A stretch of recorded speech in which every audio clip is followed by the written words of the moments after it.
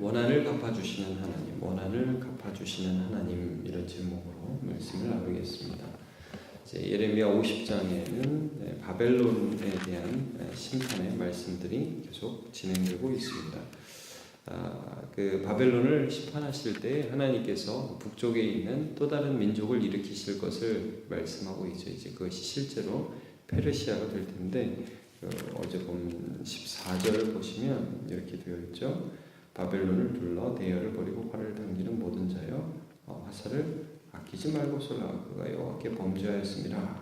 이렇게 말씀을 하면서 하나님께서 그에게 보복하는 그런 군대들을 일으키실 것을 말씀하고 있습니다. 이제 오늘 본문 역시 쭉 이어서 보시면, 바벨론이 한때는 하나님이 세상을 심판하는 도구, 망치와 같은 존재였는데, 어떻게 이제는 하나님이 그 바벨론을 마치 곡식 더미를 쌓아놓는 것처럼, 이렇게 막 낫을 대서 잘라버려가지고 곡식 더미를 쌓는 것처럼 그렇게 하나님이 진멸하시는가, 황소를 도살하는 것처럼, 한때는 뭐 소가 얼마나 힘이 있어요. 그거를 잡아먹기 위해서 도살하는 것처럼 그렇게 바벨론을 심판하실 것인가 하는 것에 대한 쭉 말씀을 하고 있습니다. 여러분 보시면 21절에 무라다임의 땅을 치며 북옷의 주민을 쳐서 진멸하라. 이 진멸이라는 말씀을 하죠. 완전히 이제 없애라. 완전히 회복하지 못하도록 그렇게 쳐서 진멸을 해라. 이 말씀을 하고 있습니다. 파멸의 소리, 싸움의 소리가 있을 것이다. 23절에 보면 한때는 이 바벨론이 온 세계의 망치였다.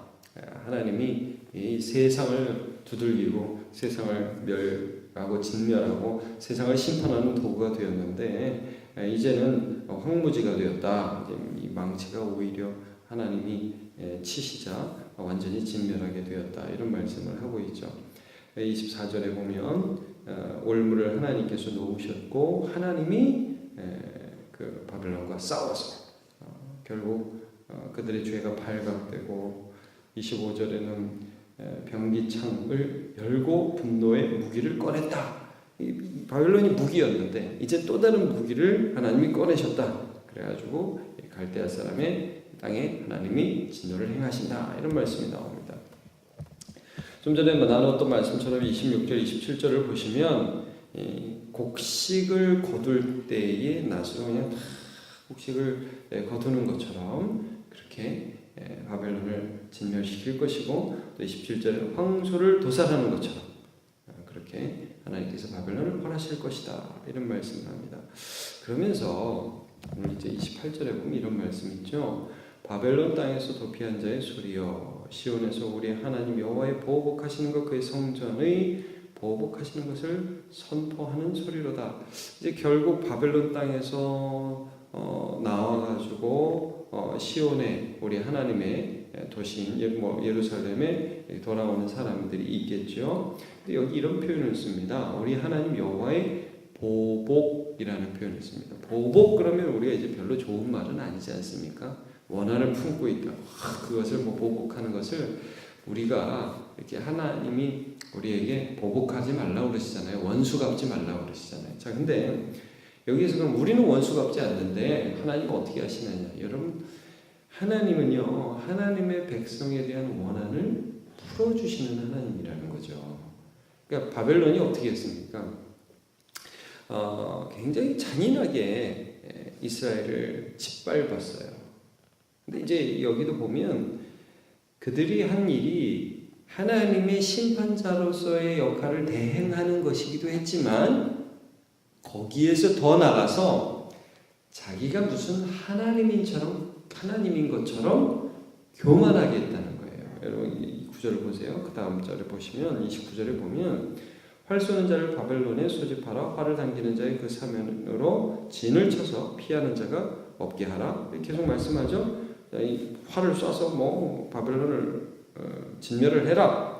자, 근데 그가 일한 대로 갖고 그가 행한 대로 그에게 나고, 그러니까 그가 어떤 일을 했기 때문에 하나님께서 그 땅을 치실 것이다. 그가 무슨 일을 행했기 때문에 하나님이 그 땅을 진멸할 것이다. 그가 행한 게 뭐예요, 여러분? 그가 이스라엘의 거룩한 자 여호와를 향하여 교만하였으며.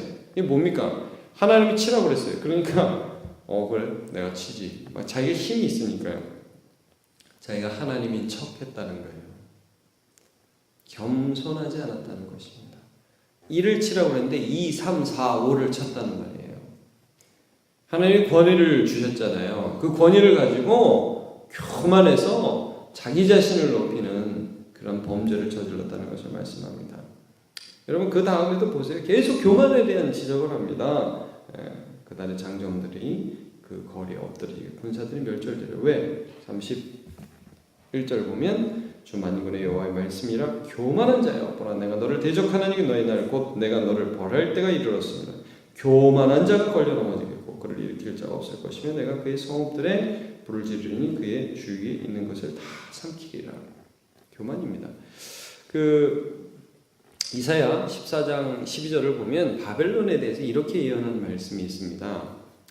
너 아침의 아들 계명송이여 어찌 그리 하늘에서 떨어졌으며 너 열국을 엎은 자여 어찌 그리 땅에 찍혔느고. 하늘까지 높아졌던 자가 땅에 찍혔다 이렇게 말씀합니다. 내가 내 마음에 이르기를 내가 하늘에 올라 하나님의 뭇별 위에 내 자리를 높이리라. 내가 북극 지폐의 산 위에 앉으리라. 가장 높은 구름에 올라가 지극히 높은 이와 같아지리라 하는도다. 그러나 이제 내가 스올 곧 구덩이 맨 밑에 떨어짐을 당하리로다. 바벨론에 대한 예언입니다. 그렇게 자기를 높였는데 결국 그렇게 하나님이 땅속에 쳐 박으셨다 말씀을 하고 있습니다. 시편 137편 8절과 9절 보면 이런 말씀이 있습니다. 멸망할 딸 바벨론아 내가 우리에게 행한 대로 내게 갚는 자가 복이 있으리로다.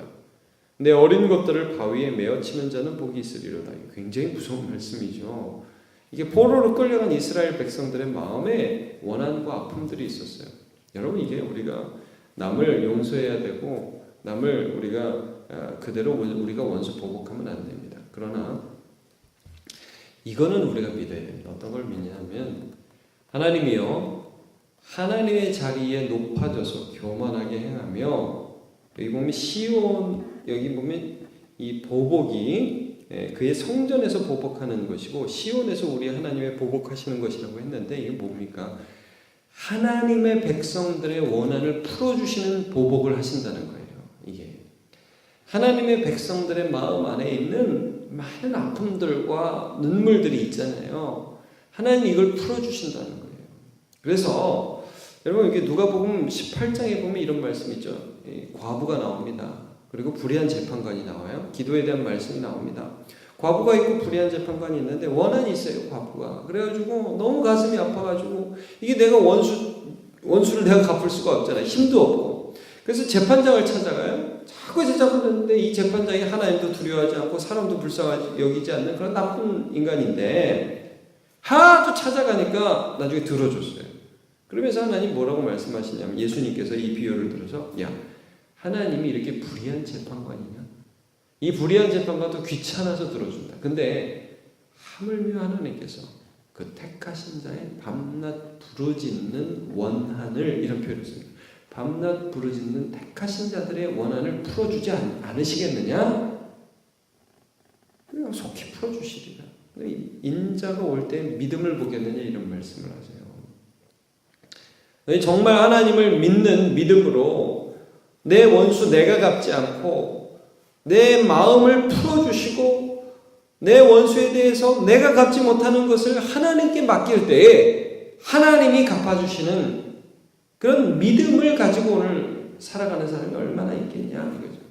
죄다 자기가 원수 갚으려고 하고 죄다 자기가 보복하려고 하는 그런 인생들을 우리가 살아가고 있잖아요. 그게 아니다. 하나님이 갚아주신다. 이걸 이제 믿는 거예요. 이걸 믿으면 우리가 어떻게 할 수 있어요? 악인의 형통을 부러워하지 않을 수가 있는 거예요. 여러분 세상에서 악하게 살면 순간적으로 잘 된다고 그랬죠. 돈 많이 벌고 좋은 집 삽니다. 근데 망하는 길이라고요. 그거는 하나님이 보복하실 겁니다. 그렇게 살면 안 됩니다. 순간적으로 잘 되는 것을 부러워해서는 안 됩니다. 악인의 형통을 부러워하지 않습니다. 그러나 동시에 또 우리가 왜 직접 누군가를 보복하지 않고 참고 기다리면, 여러분 요한계시록에 보면 이런 말씀이 있죠. 그 순교자들의 피가 묻힌 제단에서 소리가 납니다. 이런 소리가 납니다. 계시록 6장 10절에 큰 소리를 불러야 돼. 거룩하고 참되신 대주주여, 땅에 거하는 자들을 심판하여 우리의 피를 갚아주지 아니하시기를 어느 때까지 하시려 하나이까. 우리의 피를 갚아주옵소서. 하나님 원통합니다. 그랬더니 11절에 각각 그들에게 흰 두루마리를 주시며 이르시되 아직 잠시 동안 쉬되 그들의 동무종들과 형제들도 자기처럼 죽임을 당하여 그 숫자가 차기까지 하라. 하나님 조금만 있어라. 흰 두루마리를 주시면서 예수의 의를 주시면서 하나님의 영생의 복을 주시면서 참아라. 그리고 하나님이 이 땅을 심판하실 때가 반드시 올 거라는 거죠. 여러분, 하나님이 사랑이셔요. 근데 하나님 또 공의세요. 하나님 공의로우셔서 이 땅에서 하나님을 배역하면서 교만하면서 자기 멋대로 살아가는 사람, 지금 배가 띵띵하게 불러가지고 이 세상에서 잘 사는 것 같이 보이는 그 사람들, 물론 여러분 돈이 많은 게 다 죄가 아닙니다. 그 말씀을 드리는 게 아닙니다. 하나님을 배역해서 자기가 하나님인 것처럼 교만하게 사는 사람들, 그 사람들을 심판하실 때가 반드시 올 겁니다. 우리는 그런 것들을 부러워하지 않습니다. 그러나 그 우리의 원한을 풀어주시는 하나님을 믿기, 오늘 미워하지 않으면서 믿음으로 이 세상에서 인내하면서 주님 붙들면서 살아갈 수가 있는 것입니다. 오늘 계시록 21장 4절 말씀 제가 마지막으로 읽겠습니다. 모든 눈물을 그 눈에서 닦아주시니 다시는 사망의 업보에 통하는 것이나 목하는 것이나 아픈 것이 다시 있지 아니하리니 처음 것들이 다 지나갔음이로라 말씀합니다. 여러분, 오늘도 하나님을 믿기 때문에 손으로 악을 이기는 주님의 백성으로 살아가시기를 예수님의 이름으로 축복합니다. 기도하겠습니다. 하나님, 오늘 말씀을 통해서 하나님께서 바벨론의 악과 교만에 대하여 보복하시고 원수 갚으시고 시온의 원한을 풀어주시는 하나님이심을 다시 보게 하시니 감사합니다. 하나님, 우리가 이 땅에서 예수 믿으며 살아가다 보면 때로는 세상이 부럽고 때로는 세상이 잘 되는 것 같아 우리의 마음이 상할 때가 있습니다. 그러나 하나님, 분명히 성경에서 악인의 형통을 부러워하지 말라 말씀하여 주셨습니다. 오늘 우리가 이 땅 살아가면서 주 예수를 믿는 믿음으로 세상 가운데 복음의 진리를 수호하며 진리를 사랑하며 인내하며 소망을 하늘에 품고 하늘의 시민으로 살아갈 수 있도록 믿음 더욱 굳게 하여 주시옵소서.